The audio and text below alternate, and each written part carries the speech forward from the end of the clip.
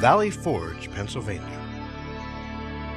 A local citizen by the name of Isaac Potts was passing through the trees near Washington's headquarters at Valley Forge. Detecting the sound of a voice in the distant trees, he moved in closer. Who should he behold in the shadow of an ancient oak but the commander-in-chief of the American armies, on his knees at prayer?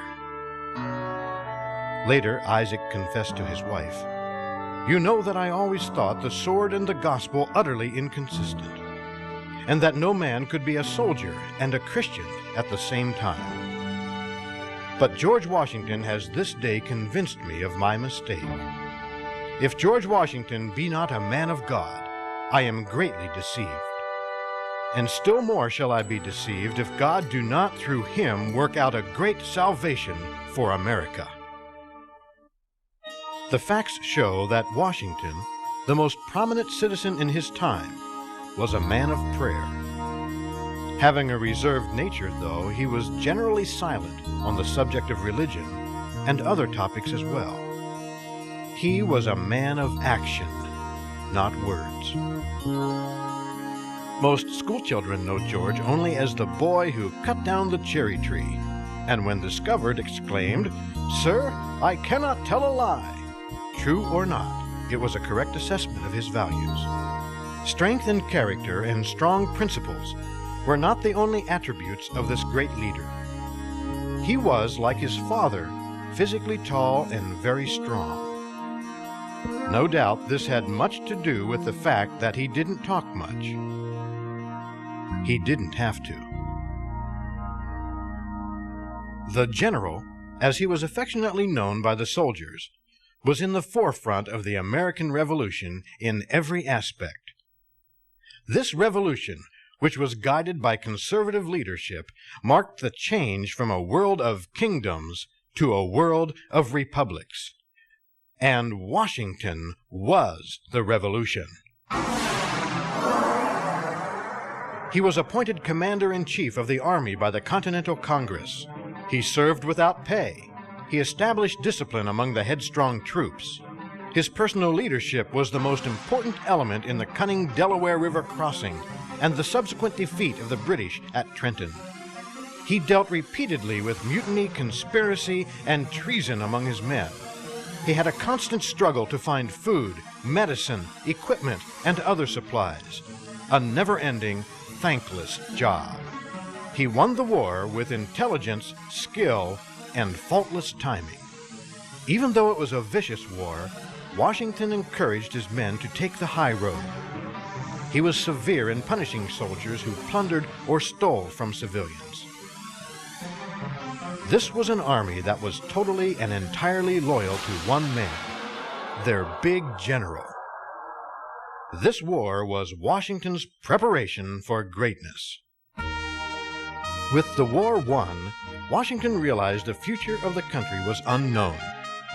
He wrote, "This is the moment when the eyes of the whole world are turned upon us." Here was a people who had sacrificed lives to throw off an oppressive government. Now they were going to try to govern themselves. The 13 states wanted to act independently, and they did not want to be controlled by a federal institution. Washington knew that for America to survive, the states would have to compromise. They would have to become a United States, with a federal government that would take priority in certain areas. Washington wanted to make an American nation. He applied a constant effort to achieve a real union of the 13 colonies. Only a man with the integrity and reputation of Washington could have convinced the states to relinquish some of their cherished independent powers to create an indivisible union.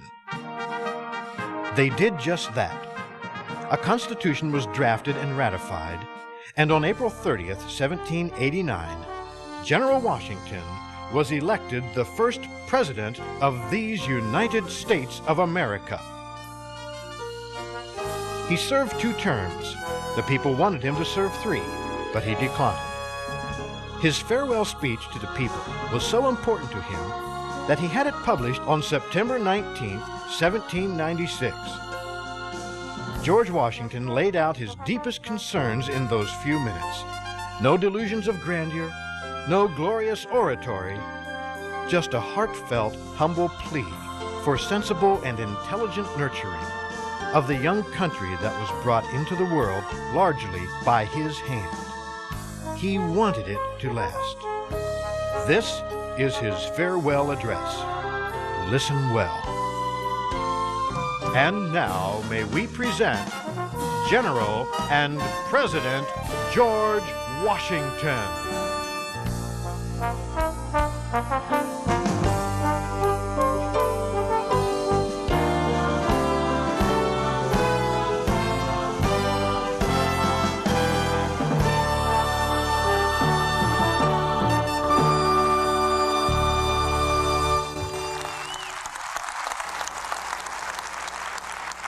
Friends, fellow citizens, the time for the election of a new citizen to administer the executive government is soon upon us.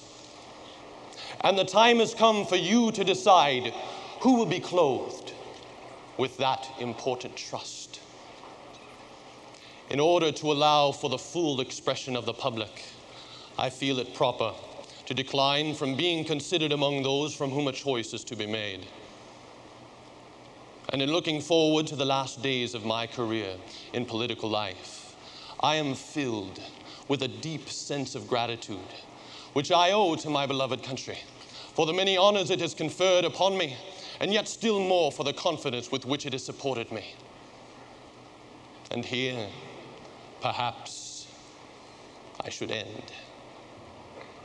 However, a deep concern for your welfare and a growing sense of danger urged me to offer some strongly personal opinions, which I feel are critical to your continued happiness as a people.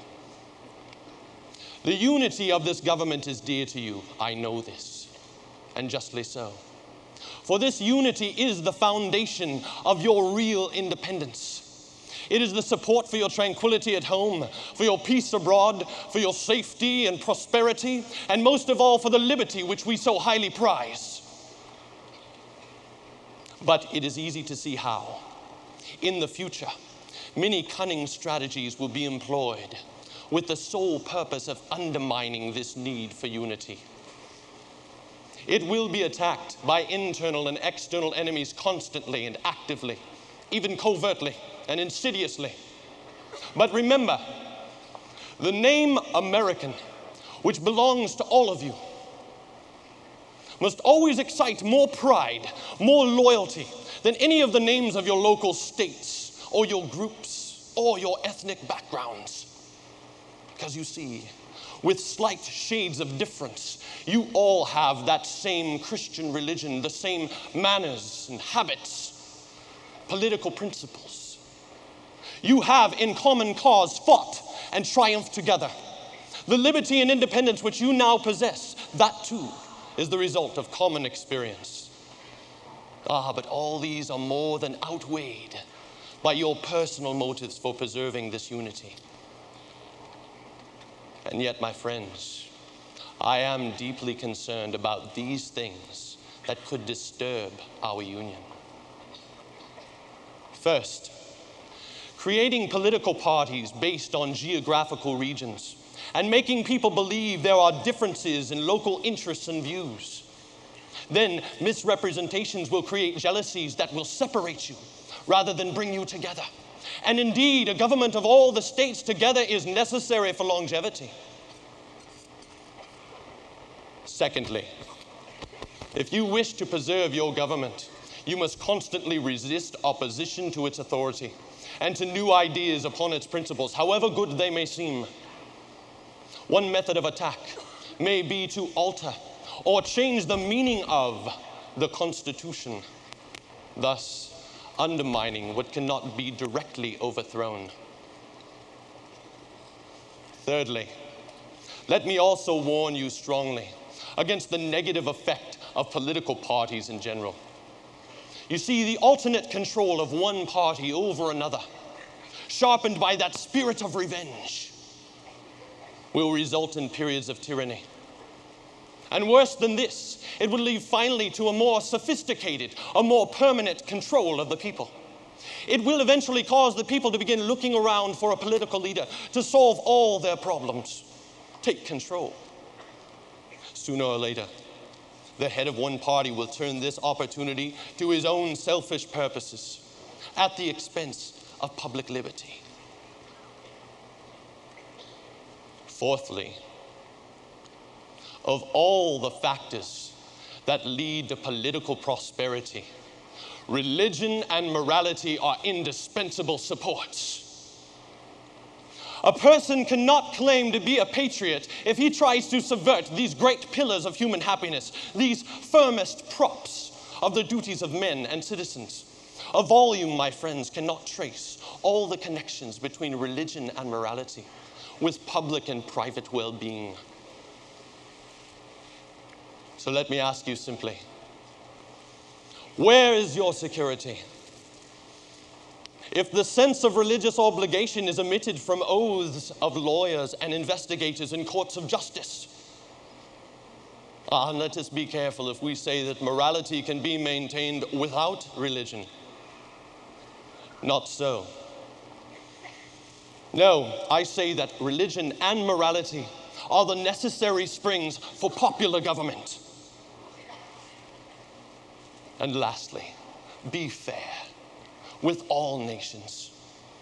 Cultivate peace and harmony with all of them. Resist favoring one nation while holding another in contempt, especially in commerce. And there can be no greater error than to expect favors from nation to nation. This is but a misguided dream.